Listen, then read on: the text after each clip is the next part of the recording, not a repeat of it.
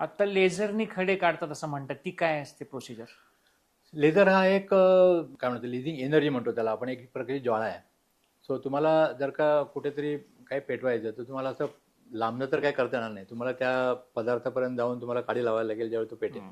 So similarly laser जी energy आहे त्याला आपल्याला दुर्बिणींनी त्या खड्यापर्यंत लेझर एनर्जी पोहोचायला पाहिजे.